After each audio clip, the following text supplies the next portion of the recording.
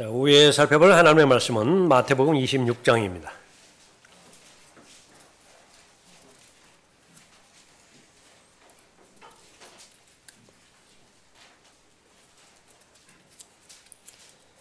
마태복음 26장 1절부터 13절까지 받들겠습니다. 마태복음 26장을 읽으실 때 1절부터 5절까지는 시간의 흐름 가운데서 기록되어 있는 사건이고요. 또 6절부터 13절까지 여인이 예수님의 장사를 준비하기 위해서 향유, 옥합을 깨뜨려서 붓는 이 부분은 과로에 해당되지는 부분입니다. 삽입 부분이에요. 그 부분들을 미리 아시고. 그러나 제가 설교할 때는 전체적인 그런 맥락 가운데서 한 주제를 가지고 설교할 것입니다. 예수께서 이 말씀들을 모두 마치시고 제자들에게 말씀하시기를 너희가 이틀 후면 유월절인 것을 아나니 그러면 인자가 넘겨져 십자가에 못 박히리라고 하시더라. 그때의 선임 제사장들과 서기관들과 백성의 장로들이 카야파라고 하는 대제사장의 관저에 모두 모여 교묘한 방책을 써서 예수를 붙잡아 죽이려고 의논하더라. 그러나 그들이 말하기를 백성 가운데 소요가 일어나지 않도록 명절날에는 하지 말자고 하더라. 예수께서 베다니에 있는 문둥병자 시몬의 집에 계실 때에 한 여인이 매우 값진 향유가 든 옥합을 가지고 와서 앉아 식사하시는 주의 머리 위에 붓더라. 주의 제자들이 그것을 보고 화를 내며 말하기를 이 무슨 낭비냐. 이 향유를 많은 돈을 받고 팔아서 가난한 사람들에게 줄 수 있었겠노라고 하니 예수께서 이를 아시고 그들에게 말씀하시기를 어찌하여 너희들이 이 여인을 괴롭히느냐. 이 여인은 나를 위하여 좋은 일을 하였노라. 가난한 사람들은 항상 너희와 함께 있으나 나는 너희와 항상 함께 있지는 아니하느니라. 이 여인이 이 향유를 내 몸에 부은 것은 내 장사를 위하여 한 것이라. 진실로 내가 너희에게 말하노니 온 세상에 이 복음이 전파되는 곳마다 이 여인이 행한 이 일도 말하여 그녀를 기념하리라고 하시더라. 십자가에서 나타나는 사람들이라고 하는 제목으로 말씀드리겠습니다. 예수님께서 오신 목적대로 계속 시간이 진행되어지고 있는 것인데요. 역사의 중심은 십자가입니다. 예수님께서 오실 때에 세상 죄를 제거하는 하나님의 어린 양으로서 구속사역을 이루기 위해서 이 땅에 오셨죠. 제자들에게 자신의 오신 목적을 그렇게 알려주시는데 지금까지 여러 번 예수 그리스도께서 죽으실 것, 장로들과 대제사장들에게 고난당하실 것, 그것을 말씀하셨음에도 불구하고 제자들은 이미 결정되어 있어요. 그것은 별로 중요한 그 이야기로 듣지 않기로 결정이 되어버렸습니다. 그러니까 아무리 자주 예수님께서 말씀하신다 하더라도 그 별 효력이 없어요. 그래서 하나님의 말씀을 하나님의 말씀으로 받아들이기 위해 대전제 조건은 깨끗한 그릇이어야 된다라고 하는 사실은 변함이 없습니다. 내 의견이 주장되어지면 안 됩니다. 또 내 기준이 그렇게 작용을 하면 안 되는 것인데 예수님께서 마태복음 16장에서도 말씀하셨습니다. 사람들이 나를 누구라 그렇게 말하느냐 보았을 때 베드로가 아주 정확하게 답을 했죠. 주는 그리스도 곧 살아계신 하나님의 아들이니이다. 예수님께서 아주 기뻐하셨습니다. 그것이 얼마만큼 복된 고백이냐라고 하는 것은 그것은 사람 마음에서 나온 거 아니다. 그것은 바로 하늘에 계신 아버지께서 계시해 주신 것이다. 그런데 그것을 자신의 믿음으로 받아들이기 위해서는 계속해서 예수님의 말씀에 순종하기만 하면 됐다고요. 그래서 예수님께서는 그것을 토대로 해서 자신이 누구신지를 베드로가 고백을 했기 때문에 정확하게 고백을 했기 때문에 그 메시아는 고난을 받아야 된다라고 하는 성경의 예언을 예언이 성취될 것을 이제 말씀해 주시는 것인데 점점 가까워 오는 것이죠. 그것이. 그때로부터 예수께서 자기가 예루살렘에 가야 될 것과 지금 이게 이제 마태복음 16장입니다. 이제 곧 가야 될 것과 장로들과 선임 제사장들과 서기관들로부터 많은 고난을 받아야 될 것과 죽임을 당할 것과 셋째 날에 다시 일으켜지실 것을 제자들에게 알려주기 시작하시더라. 귀에 걸면 귀걸이, 코에 걸면 코걸이, 그런 식으로 예언하는 것이 아니라 다른 기타 종교에서 말하는 것처럼 무슨 두루뭉술하게 꿈 해몽하는 것처럼 그렇게 이야기하는 것이 아니라 구체적으로 사실적으로 그렇게 문자적으로 말씀해 주시는 것이죠. 3일이면 3일이에요. 은 30이면 28도 아니고 32도 아니고 30이어야 된다. 은 30. 죽음의 형태도 십자가면 십자가예요. 교수형이냐 십자가냐 그러니까 분명하게 그렇게 제시를 한 거죠. 대상도 마찬가지입니다. 누구로부터 고난을 받을 것이냐 알려주기 시작하신 것이죠. 그때에 베드로가 줄을 붙들고 말리기 시작하면서 말하기를 주여 그럴 수 없나이다. 이런 일이 결코 주께 있어서는 아니되옵니다. 인간적으로는 예수님을 위하는 말이었지만은요. 또 사실이었고요. 그러나 하나님의 의를 가장 방해하는 것은 악이 아니에요. 인간의 의입니다. 사람이 잘 믿어보겠다. 잘 섬겨보겠다. 잘 해보겠다. 그러니까 이러한 자신감을 가지고서 얼마든지 죄 문제도 해결해 볼 수 있고 얼마든지 거룩하신 하나님의 수준까지 올라갈 수 있겠다. 그러니까 그렇게 보는 것입니다. 자기의 의라게 자기의. 이것보다 더 하나님의 의를 받아들이는 데 방해가 되는 요소가 없어요. 그러니까 베드로는 그것을 정확하게 보여준 것입니다. 베드로가 그 두 마음을 품은 것도 아니고 정직한 마음으로 하나님을 위해서 자신의 마음을 제시를 했는데 예수님께서 꿰뚫어 보셨습니다. 저 베드로 말이 아니에요. 베드로 말이 아니라 어디로 돌아가시느냐 그러면 창세기 3장으로 돌아갑니다. 뱀을 빌려가지고요. 뱀을 빌려가지고 마귀가 뱀한테 말을 하게 만들어 버렸다. 뱀이 도구가 돼버렸어요. 베드로가 바로 사탄의 도구가 되어버리는 순간입니다. 지체하지 않고 예수님께서 책망하죠. 사탄아 내 뒤로 물러가라. 너는 나에게 걸림이 되는도다. 이는 내가 하나님의 일들을 생각하지 않고 사람의 일들을 생각함이라. 여기서 말하는 사람의 일들 거기에 도둑질 포함되지 않았어요. 뭐 시기 질투 이런 거 포함되지 않았어요. 그냥 하나님을 하나님 되게 도와드리고자 하는 마음이에요. 예수님을 위하고자 하는 마음이라. 그래야 하나님의 일 무엇이냐?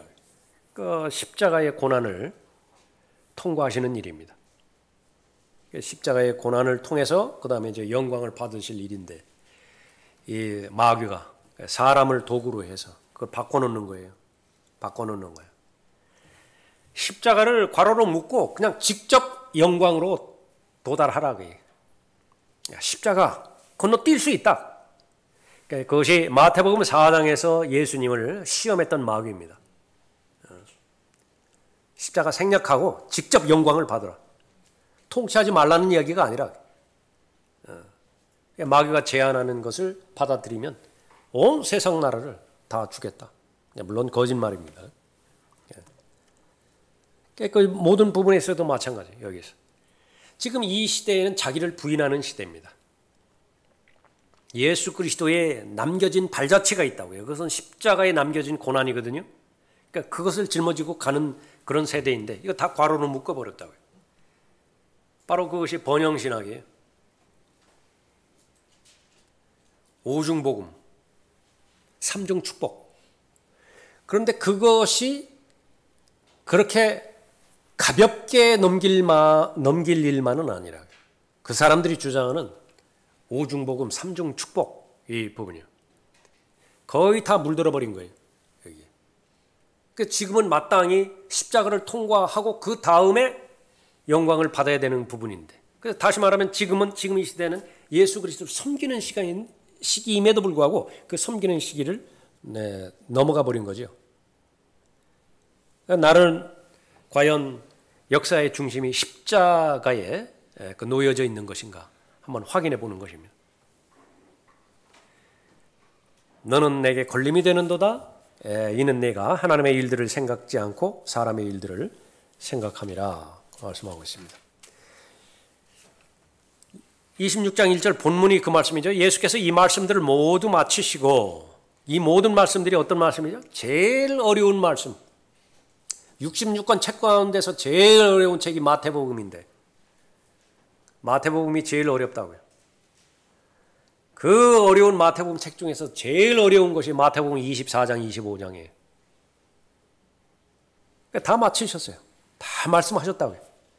그리고 나서 이제는 그 24장, 25장 말씀이 연결이 되어지는 그 결론에 도달하게 되는데 십자가예요. 만약에 십자가가 전제되지 않았다, 그럼 마태복음 24장, 25장은 아무 의미가 없어요. 예수께서 이 말씀들을 모두 마치시고 제자들에게 말씀하시기를 너희가 이틀 후면 유월절인 것을 아나니 그러면 인자가 넘겨져 십자가에 못 박히리라고 하시더라. 예수님께서 자신의 고난을 선포하셨습니다. 그러니까 제일 좋은 것은 예수님은 사람이셨죠. 사람이셨습니다. 그 역사의 현장으로 들어가서 내가 예수님의 심정이 되어져 보는 거예요. 이런 말씀을 하실 때에 예수님의 심정은 어떤 부분이었을까? 이 혼의 속죄제물로 바쳐질 때는 100% 사람으로 바쳐지는 거예요. 죄 없이 처녀로부터 출생하셨죠. 이것은 하나님의 역사입니다. 죄 없이 처녀로부터 출생하셨어요. 그러니까 유일하게 죄 없이 출생하신 분이세요. 다시 말하면 하나님의 형상을 가지고 이 땅에 오신 유일하신 분이십니다. 그러나 나머지 사람들은, 모든 사람들은 하나님의 형상을 잃어버린 채 나오죠. 영이 죽은 채로 나오니까. 그러나 예수 그리스도는 영이 죽지 않고 혼과 몸을 가지고 이 땅에 오셨어요. 완벽한 사람입니다. 그리고 나서 하셔야 될 이 일들은 이제 율법을 이루어내심으로 인해서 의를 완성시키셔야 되는데, 그것은 율법에 순종하는 것입니다. 두 가지 조건이에요. 율법에 단 하나도 빠뜨리면 안 되고요. 600가지가 넘는 그 율법 가운데 단 하나도 빠뜨리면 안 돼요. 또 하나는 지금부터 끝까지 지켜내야 돼요. 두 가지 조건을 만족시켜야 된다. 근데 이것은 어떻게 가능했느냐? 순종함으로 인해서, 순종을 배우셔야만 됐어요. 예수님께서 인간으로 오셨기 때문에. 그렇게 해서 완벽한 죄 없는 삶을 살아내신 것입니다. 그 죽음, 그것은 자신의 죄 때문에 죽는 것이 아니었어요. 그것을 입증해내셔야 된다고요.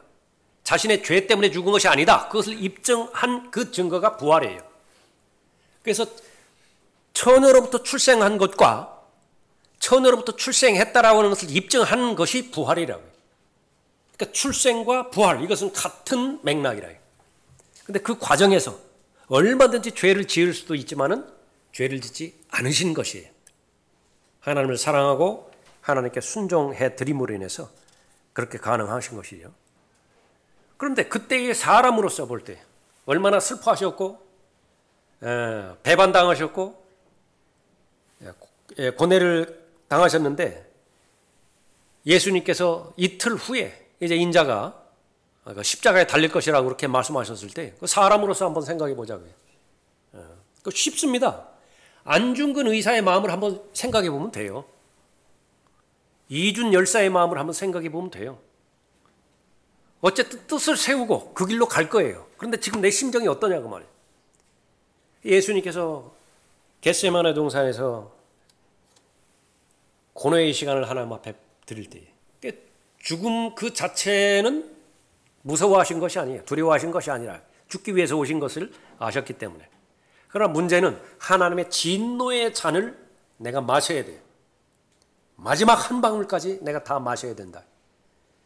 그러니까 그것은 하나님으로부터 진노의 대상으로서 마귀를 대체해야 된다는 것을 말하는 것인데 그 순간만큼은 사탄이 되는 거예요. 죄의 화신이 되는 것이라 죄의 인격이 되는 것이에요. 이거 하나님의 아들로서 견뎌내기 힘든 부분입니다. 예? 그런 마음의 상태가 있는 것이죠. 메시아로서 자신이 메시아인데 그 메시아로서 고난을 선포하신 것입니다. 그러나 궁극적으로 이 33년 반을 사신 것은 바로 이 날을 준비해서 오신 것이에요. 어린 양으로 드려지기 위해서 잘 간수되어진 것이죠. 그래서 제자들을 양육하셨고 이 제자들에게 잘 가르쳐 주셨습니다. 그 염원은 무엇이냐면 알아듣기를 바랬던 것입니다. 이틀 후에 죽을 것이라고 그렇게 말씀하셨는데 제자들이 그것을 깨닫기를 바라셨던 것이에요. 그래서 두 번째 오시는 것에 대해서는 분명하게 말씀하지 않으셨지만 십자가에 달린 그 부분에 대해서는 정확하게 말씀하셨어요. 때와 장소. 시간은 언제예요? 6월절 양. 그때 죽으시는 거예요. 수요일날 죽으셨다고. 수요일날. 금요일날 돌아가신 것이 아니라 성금요일. 이것은 로마 카톨릭에서 만들어낸 거예요. 얼마나 엉터리냐 그러면 둘로 갈라졌잖아요. 동서로 갈라졌잖아요. 동방정교회라고 그러죠. 동방정교회에서는 그거 안 믿어요. 금요일날 돌아가셨다는 거 안 믿는다고 해요. 근데 이 멍청하게 이 개신교 그 모든 사람들이 금요일날 돌아가셨다는 거 로마 카톨릭의 전통을 그 꾸며낸 이야기를 그렇게 받아들이는 것이죠. 예수님께서는 분명히 말씀하셨습니다. 꼬박 사흘 낮, 꼬박 사흘 밤 그걸 무덤에 누워 계셔야 돼요. 금요일이라면 계산이 안 돼요. 그런 근본에서는. 그래서 그 때와 시기를 분명히 말씀하셨죠. 골고다에서 갈보리에서 그렇게 죽으실 것이라고 이틀 후에 일어날 것이라고 말씀하실 것입니다. 그렇게 되면 이제 구속 역사가 완성이 되어지는 것입니다. 구속 역사가 완성이 되어서 그것이 하나님의 영광이 돌아가는 부분이지만 정작 혼의 속죄제물로 바쳐지는 예수 그리스도의 마음 그 부분에 있어서는 인간으로서 감당해야 되는 그런 무게가 있었던 것이죠. 십자가에서 나타나는 사람들, 역사의 중심, 십자가가 제시됐을 때 첫 번째로는 십자가의 원수가 나타납니다. 3절 보십시오. 그때의 선임 제사장들과 서기관들과 백성의 장로들이 가야파라고 하는 대제사장의 관저에 모두 모여 교묘한 방책을 써서 예수를 붙잡아 죽이려고 의논하더라. 그러나 그들이 말하기를 백성 가운데 소요가 일어나지 않도록 명절날에는 하지 말자고 하더라. 하나님을 두려워하는 것이 아니라 민중의 반란을 두려워했죠. 이 사람들은 평상시라고 한다면 절대로 같은 공간에 같이 있을 사람이 못 돼요. 원수들입니다. 원수들. 그러나 유일하게 예수님 죽이자라고 하는 데 있어서는 철석같이 하나가 돼요. 이것이 모든 부분에 있어서 같은 맥락입니다. 예수 그리스도를 대적하는 데 있어서는 모두가 다 하나가 되어지죠. 에큐메니칼이에요.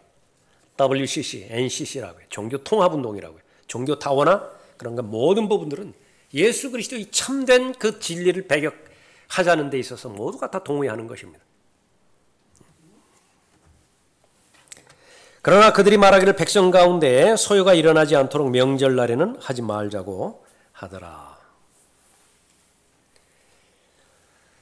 이 백성들을 두려워하는 이 부분의 내면에는요.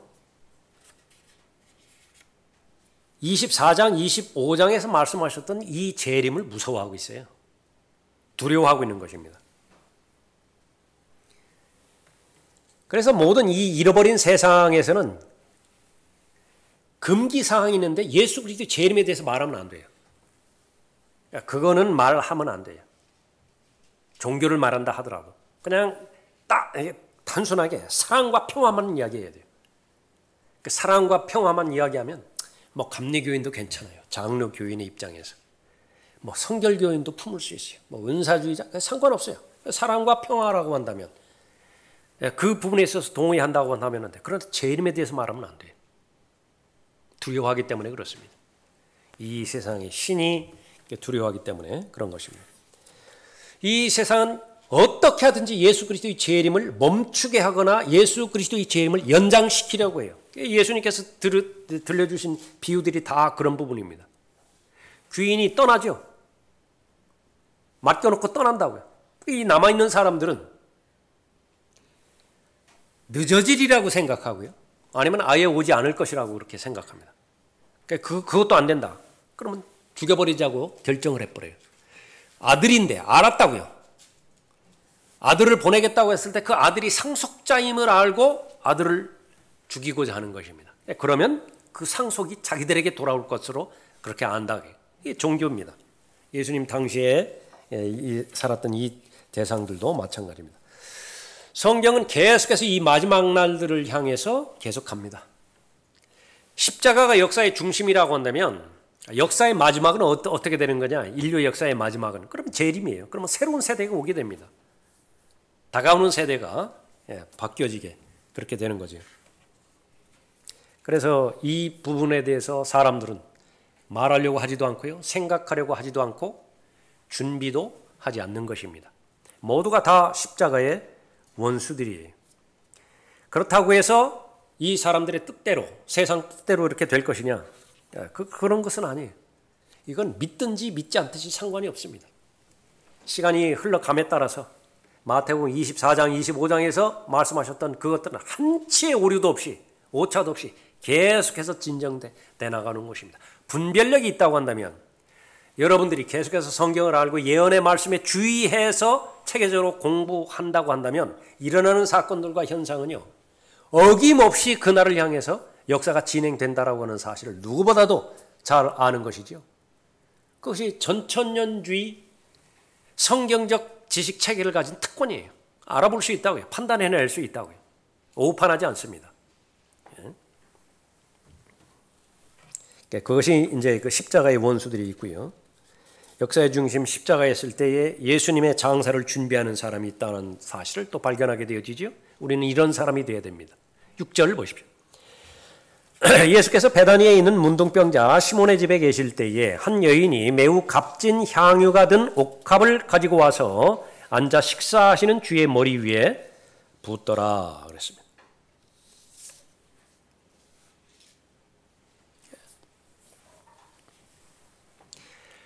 다른 사람들은 예수님의 죽음에 대해서 전혀 마음에 관심도 없습니다. 예수님의 마음을 헤아리지 못하죠. 그런데 유일하게 이 무명의 여인이 다른 곳에서는 이름이 이제 나오지만은 여기에서는 그렇게 영향력이 없어요. 그 당시에 뭐 여인이지요, 또 그렇게 주목을 받지도 못하죠. 그런 여인인데 예수 그리스도의 죽음을 알고 있었다는 듯이 와서 장사를 이렇게 준비하는 것입니다. 머리에 기름을 붓고 이것은 최고의 예우예요. 기름을 머리에 붓는다라고 하는 것은 예수님에 대한 가장 지극한 사랑을 표현하는 것입니다. 존경을 표현하는 것입니다. 조금 전에 우리가 살펴봤습니다. 이틀 후면 메시아가 고난을 받을 것이다. 그 심정을 정확하게 읽은 여인 같다고요. 그러니까 예수님께서 너무 좋아하신 것입니다. 너무 기뻐하신 것입니다. 그런 사람이 있는가 하면 이제 세 번째로 위선자들이 있다라고 하는 것입니다. 똑같은 십자가 사건을 앞두고 그렇게 다양한 사람들이 있어요. 8절 보십시오. 주의 제자들이 그것을 보고 화를 내며 말하기를 이 무슨 낭비냐, 이 향유를 많은 돈을 받고 팔아서 가난한 사람들에게 줄 수 있었겠노라 하니.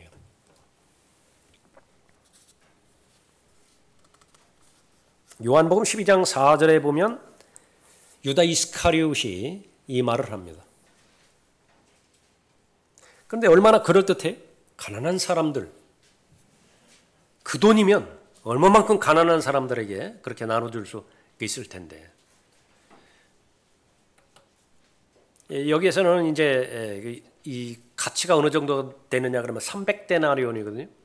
그때 한 데나리온은 노동자가 하루 벌 수 있는 품삯입니다. 그러니까 300일 동안 일하니까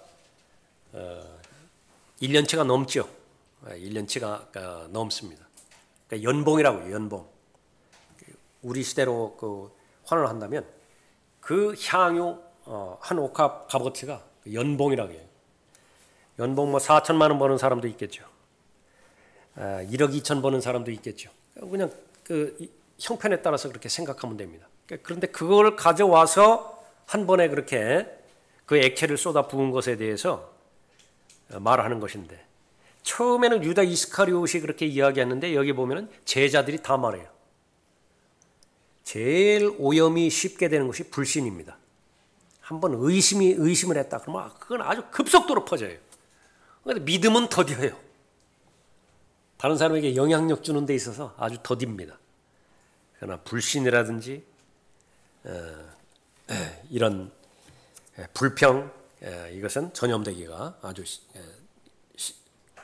쉽습니다. 마가복음 14장 5절에 보면 그 여자에게 투덜대더라, 그렇게 표현이 됩니다. 자, 예수님의 구속사역은 분명하게 다가오는 것인데, 그 구속사역에 있어서 종교 지도자들과 이 유다 이스카리옷 어떤 역할을 했을까? 역사의 악역을 했던 것입니다. 그러나 이 역사의 악역을 한 것은요, 그 사람들에게만 국한된 것이 아니라 믿음이 없는 모든 사람에게도 그 위험이 전파된다는데 그 중요성이 있는 것입니다. 제자들이죠. 제자들. 예수님을 3년 반 동안 따랐던 이 제자들도 이 여인의 행동에 대해서 이해하지 못했던 것입니다. 주의 제자들이 그것을 보고 화를 내며 말하기를, 이 무슨 낭비냐, 웨이스트, 시간 낭비, 돈 낭비, 그 낭비 있잖아요. 그런 것으로 봤다. 이 여인에게 있어서도 낭비인 것인가, 예수님에 있어서도 낭비인가, 그러면 문제가 이제 달라져요. 서로 상반된다고요. 이 여인이라고 아까운 줄 모르겠어요? 그것을 마련하기 위해서 자신의 전 생애를 다 투자했을 것이라고요. 그 정도 가치 있는 그런 귀한 부분이라고 한다면. 그럼 예수님의 반응이 이제 중요하죠. 예수님은 제자들의 답변하고 반대 답변을 했습니다. 절대로 낭비가 아니라, 오전 성경 공부 시간에 그 봤을 때 가장 값진 투자예요. 예수님을 섬기는 데 있어서. 그러면 왜 똑같은 객관적인 값어치가 나가는 그 물건을 제자들이 바라보는 관점과 이 여인이 바라보는 관점이 그렇게 다를 수가 있었던 것인가? 이 여인은 위선자가 아니었기 때문에 그렇습니다. 위선자는 뭐예요? 말해놓고 뒤에서 딴소리 한다. 이 여인은 말로도 예수님 사랑한다고 하고요, 마음으로도 예수님 사랑하는 사람이었어요. 근데 제자들은 그것이 일치가 되어지지 않았던 것입니다. 돈을 사랑하는 것, 예수님을 사랑할 수 없습니다. 다시 한번 일관적으로 우리에게 주시는 교훈의 말씀입니다. 돈 귀중함 모르는 사람은 없어요. 우리 몸이 물질로 되어 있고 이 세상이 물질로 되어 있는데 그 물질이 귀하다는 사실을 누가 모르겠습니까? 이 여인도 마찬가지입니다. 그러나 문제는 얼마든지 사랑하는 마음이 돈을 도구로 쓸 수 있는 역할을 할 수 있다는 건 사실입니다. 그러니까 돈이 나에게 주인이 되느냐, 돈이 나에게 도구가 되어지는 것이냐라고 하는 것은 사랑의 문제예요. 사랑의 문제. 내가 사랑하는 사람이 있다. 그 사람이 어려움에 처해져 있다. 별로 갈등 안 생긴다고요. 돈을 주는 데 있어서 별로 갈등 안 생겨요. 심지어는요, 빚을 얻는다고요. 우선 급하니까 지금 급한 대로 꺼놓고 빚을 얻은 것은 나중에 추후로 그렇게 갚을 수도 있잖아요. 그러니까 그것이 앞서는 것이에요. 그렇게. 그런데 돈을 지불하려고 하는데 계산하는데 이거 한두 번 계산한 게 아니에요. 또 처음으로 갔다가 또 계산해보고 그 사랑에 문제가 있어요. 그거는 당위성으로는 줘야 되고요, 마음으로는 원하는 것이 아니고 갈등이 생기죠. 그게 이제 중간 단계라 그렇게 볼 수 있습니다. 그러니까 나머지는 이제 줄 마음도 없어요. 그러면 이제 표현도 없습니다. 건너가는 것도 없어요. 문제는 사랑입니다. 남편이 아내를 사랑한다. 아내가 어려움에 처해 있어요. 그럼 뭐가 아깝겠습니까? 부모가 자녀를 사랑해요. 자녀가 지금 곤궁에 처했어요. 경제적 어려움에 처했습니다. 이거 뭐가 어렵겠어요? 그러나 어떻게 됐습니까? 지금 계속 거리감이 있다고요. 그런 친밀감을 상실한 지 오래예요. 그건 갈등이죠. 바로 제자들. 예수님을 사랑한다고 하지만 아직까지도 돈에 대한, 물질에 대한 그런 사랑이 자리 잡고 있습니다. 예수님을 사랑한다라고 하지만 그 권세, 지위, 권위에 대한 욕심, 그것이 아직까지 자리 잡고 있어요. 누가 더 큰 자냐? 예수님 당장 내일 모레 돌아가신다고 말씀하셨는데 그 앞에서 누가 더 큰 자냐고 지금 싸우고 있어요. 오른쪽 왼편 그 논쟁을 하고 있다.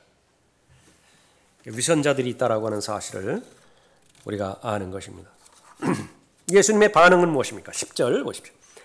예수께서 이를 아시고 그들에게 말씀하시기를 어찌하여 너희들이 이 여인을 괴롭히느냐? 이 여인은 나를 위하여 좋은 일을 하였노라. 아멘입니다. 이 여인은 이 향유를 내 몸에 부은 것은 내 장사를 위하여 한 것이라. 진실로 내가 너희에게 말하노니 온 세상이 이 복음이 전파되는 곳마다 이 여인이 행한 이 일도 말하여 그녀를 기념하리라고 하시더라. 그녀를 가만두어라. 그녀는 나의 장래날을 위하여 이것을 간직해 둔 것이라. 요한복음 12장 7절 말씀이고요. 그녀를 가만두어라. 어찌하여 그녀를 괴롭히느냐? 그녀는 나에게 좋은 일을 하였느니라. 마가복음 14장 6절 말씀입니다. 그 여인은 자기가 할 수 있는 일을 하였으니 내 몸에 향유를 부어 장사 지내려고 미리 왔느니라. 마가복음 14장 8절 말씀입니다. 가난한 사람들은 항상 너희와 함께 있으나 나는 너희와 항상 함께 있지는 아니하느니라. 타이밍. 계속 우리가 살펴보고 있죠. 들림받아 올라갈 그때까지 과연 몇 번 내 마음에 흡족한 영과 진리로 드려지는 경배를 드릴 수 있는 것인가? 그렇게 많지는 않아요. 그렇게 많지는 않습니다. 어떤 것이 나와 항상 함께 있는 것이고 어떤 것은 그 타이밍을 놓쳐버리면 영원히 놓쳐버리는 것이냐? 기회죠. 세상 사람들도 말하잖아요. 다 공부할 수 있는 기회가 있고 일할 기회가 있고 그렇다고. 그 기회 놓쳐버리면 다시 돌아오지 않는다고 말하는데 그것은 귀담아 들을 교훈의 한 부분이에요. 특히 영적인 부분에 있어서는 마찬가지입니다. 예수님은 어차피 한 번은 돌아가세요. 근데 그 타이밍을 놓쳐버릴 수 있다고요. 지금 예수님께서 그 여인은 자기가 할 수 있는 일을 하였으니 내 몸에 향유를 부어 장사 지내려고 미리 왔느니라 그랬잖아요. 미리 온 사람이 있어요. 근데 똑같은 향유라 하더라도 예수님 돌아가신 다음에 온 사람도 있습니까? 좀 안타깝다. 아쉽다. 아쉬워. 조금만 일찍 오지. 그럼 최선이잖아요. 안 하는 것보다는 낫지만 그로 인해서 차선은 그렇게 됐지만은 이 여인처럼 그렇게 최선의 때를 잡는 것은 지혜로운 방법인 것입니다. 사랑을 증거하는데 사랑을 표현하는데도 때가 있습니다. 이건 아주 민감한 부분이에요. 고맙다라고 하는 말을 해야 될 찬스가 있다고요. 감사를 표현할 그런 타이밍이 있어요. 그거 놓쳐버리잖아요. 그거 희석돼요. 나중에 하기는 해도 둘 다 좀 그렇다고요. 그것이 그런 면에 깨어 있어야 돼요. 우리 주님에 대해서도 마찬가지입니다. 주님께서는 즉각적으로 반응하기를 원하세요. 하나님께서 은혜를 베풀어 주셨다. 하나님께서 깨달음을 주셨다. 하나님께서 보호해 주셨다. 이것을 깨닫는 순간에 나는 모든 것 멈춰버리고요. 그때 해야 된다고요. 문둥병 걸려가지고 모든 희망이 다 없어져 버리고 절망 가운데 있었는데 예수님이 낫게 해주셨거든요. 제사장한테 가서 그렇게 보이라고. 10명이 우르르르 갑니다. 근데 한 명만 돌아오잖아요. 중간에. 그 타이밍이라고요.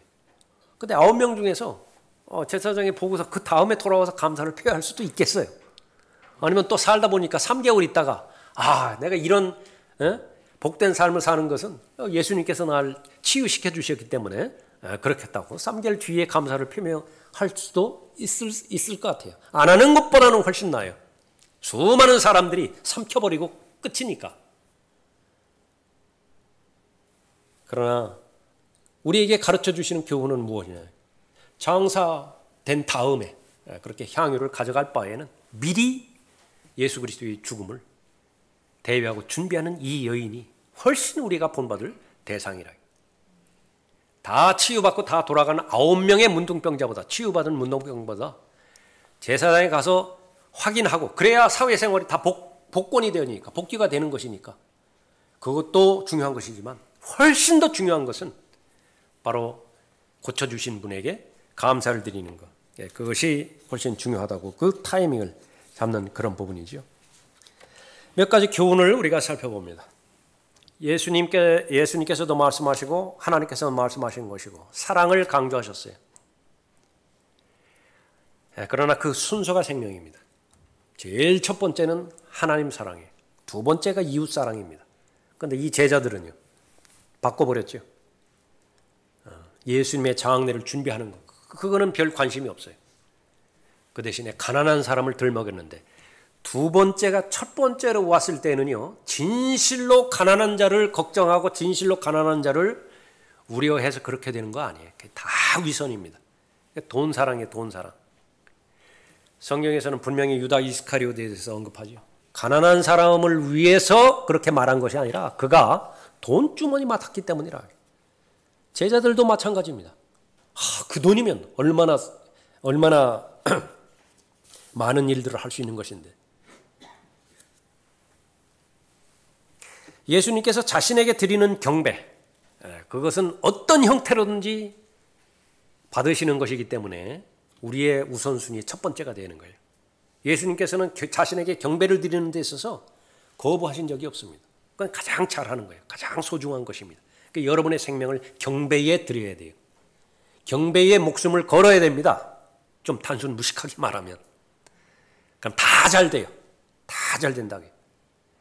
모임을 통한 경배 이것뿐만이 아니라 매일매일의 삶 가운데서 말씀과 기도를 통해서 여러분의 하나님 경배 드리잖아요. 경배의 삶을 우선순위로 드리잖아요. 그러면 그것은 조화를 이룬다고요. 아주 훌륭한 하모니를 이루어요. 여러분의 삶이. 모든 것이 다 복의 대상이라 말씀하고 있는 것입니다. 나한테 할 수 있는 일이 있습니다. 할 수 없는 일을 요구하는 것은 아닙니다. 이 여인도 할 수 있는 일이 이 옥합을 예수님께 드린 것이지요. 여인이 할 수 있어요. 그러니까 모든 여인이라고 다 가능한 거 아닙니다. 그러나 내가 할 수 있다라고 한다면 내가 하는 것이에요. 그러면 예수님의 칭찬이 따르는 것입니다. 이 여인은 나를 위하여 좋은 일을 하였노라. 예수님의 칭찬은 착하고 신실한 종아, 잘하였다. Well done. 그러니까 내가 할 수 있는 일을 할 수 있으면 되는 것입니다. 나중에 그 하나님 예수님의 칭찬과 더불어서 봤을 때요, 단 하나도 손해 보는 일 아니죠. 모두가 하나님께서 나에게 주신 투자의 기회였다는 사실을 우리가 아는 것입니다. 예수 그리스도를 경배하는 합당한 경배에는 반드시 바치는 대가가 따라요. 그것을 우리는 잘 알아야 되는 것입니다. 여기 옥합과 관련돼서는 왔지만 네가 이 부분에 대해서도 잘 또 해석하는 그런 부분이 있는데, 깨어지지 않고서는 이 향이 나갈 수가 없습니다. 병이 깨져버려야 돼요. 그래야 나간다. 우리 옛사람이 깨지지 않고서는요, 속사람이 숨을 쉴 수가 없어요. 속사람이 반응할 수가 없는 것입니다. 한 알의 밀이 심겨져서 많은 열매를 맺기 위해서는 겉껍질이 반드시 먼저 우선순위로 썩어져야 돼요. 그래야 그 한 알의 밀의 코아, 그 핵심의 핵에서 그 생명체가 그렇게 돋아나는 것이죠. 돋아나는 것입니다. 그가 나의 이름을 위하여 얼마나 큰 일들로 고통을 받을 것인가를 내가 그에게 보여주겠노라. 얼마나 큰 일들, 그것은 하나님께 영광이 돌아가는 일이라고요. 그런데 그릇이 깨져야 돼요. 병이 깨져야 된다고요. 그것이 무엇이냐면 고통으로 그렇게 말씀하셨죠. 그러나 이 고통마저도 모든 고통, 예수 그리스도를 위한 그 고난은 영광으로 하나도 빠뜨려지지 않고 다 연관이 되어지죠. 그 고난은 영광으로 연결이 되어지는 것입니다. 예수 그리스도께 헌신되는 참된 헌신, 이것은 감추어질 수 없다라고 하는 사실을 또 하나 우리에게 알려주시는 것입니다. 참된 헌신, 이 향은요 온 가족을, 온 집을 다 채워버립니다. 모르는 사람이 없어요. 그 향이 채워졌을 때에 한 분이신 예수님은 칭찬을 하셨고 다수인 제자들은 비난을 했고 반응들이 다를 뿐이지 모두가 다 알아요. 아, 지금 그 향내가 가득 찼구나. 그래서 숨겨진 상태에서 예수 그리스도께 헌신하는 것은 한계가 있는 것입니다. 한 가지 예만 들고 마치도록 하죠.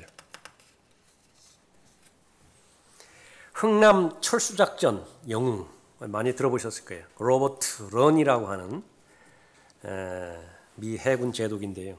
지난주에 별세했다라고 하는 기사가 떴습니다.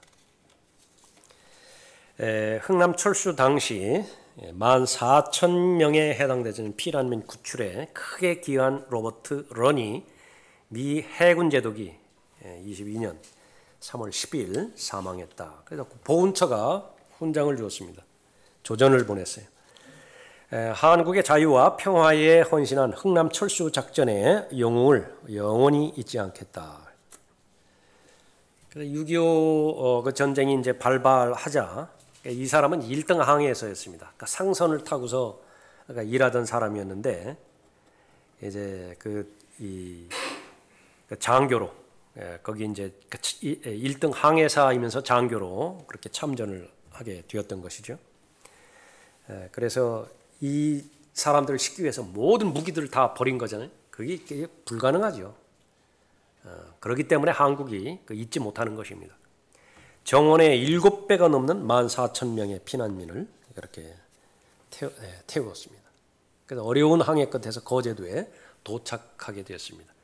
그 단일 상선으로 그처럼 많은 피난민을 태워보낸 것, 그 첫 번째이기 때문에 기네스북에 지금 기재되어 있다고 그렇게 말합니다. 60주년 됐을 때에 2008년에 건국 60주년 되었을 때에 외국인으로서 호국 유공자로 선정돼서 방한했는데 그때 인터뷰에서 그 사람이 한 말입니다. 갑판과 짐칸 할 것 없이 최대한 많은 사람을 태웠는데 대부분 노인과 여자, 아이들이었다. 선장까지 47명의 선원 모두 아주 용감했다. 흥남에서 벌어진 일은 결코 잊어서는 안 된다. 훌륭한 은인입니다. 이렇게 객관적인 우리 같은 사람들도 고마워하는데 직접적으로 여기 당사자가 되는 사람들은 얼마나 잊지 못하겠어요? 13절 보십시오. 진실로 내가 너희에게 말하노니 온 세상에 이 복음이 전파되는 곳마다 이 여인이 행한 이 일도 말하여 그녀를 기념하리라. 그러니까 이것은 어려운 말씀이죠. 이것이 은혜의 말씀 또 왕국보험 이렇게 적용된다 하더라도 그런 예가 발견되지 않기 때문에. 그러나 예수님의 말씀이죠. 그러니까 우리가 아직 간파하지 못한 그런 영역이 있습니다. 그러나 이 말씀은 고지고대로 그렇게 될 것이라고요. 70년, 80년의 생애를 살다가 그렇게 인류를 위해서 피난민들을 그렇게 구조한 한 사람도 국가 전체가 나서서 기억하는 것입니다. 기념하는 것이에요. 하물며 예수님이겠어요? 예수님께서 자신에게 헌신하고 자신의 사랑을 기꺼이 표현한 모든 자녀들에게 이 여인에게 한 말을 그대로 행하실 것이라고, 기억할 것이라고, 영원히 잊지 않을 것이라고. 십자가, 그것은 믿건 믿지 않던지 간의 역사의 중심입니다. 역사의 흐름, 그것은 그날을 향해서 계속해서 전진해 나가고 있습니다. 문제는 십자가에서 나타나는 사람들의 종류들이에요. 십자가의 원수들부터 시작해서 십자가에 사랑한다고 말은 하지만 위선하는 위선자들도 나타나죠. 거기에 심지어 제자들 가운데서도 그런 자들이 나타나는 것입니다. 우리에게 배울 교훈은 무엇인 것인가? 다시 한번 우리는 사람의 관점에서 마음의 결정을 하는 사람이 아니라 예수님께서 나를 어떻게 바라볼 것인가? 나는 십자가의 하나님의 말씀에 대한 계시의 말씀, 베드로 포함해서 그렇게 여러 번 제자들에게 인자가 고난받을 것이라고, 예루살렘에 갈 것이라고, 제사장들로부터 고난받을 것이라고 반복해서 말하는데 단 한 사람도 귀담아 들은 사람이 없습니다. 우리는 그렇게 될 필요가 없어요. 우리는 바로 예수 그리스도의 십자가로 인해서 구원받은 사람이기 때문에 이제 남은 사건 하나만 남았죠. 예수 그리스도의 재림, 다시 오시는 것. 그것은 바로 이제 역사의 종착지일 것입니다. 다시 일어나시겠습니다.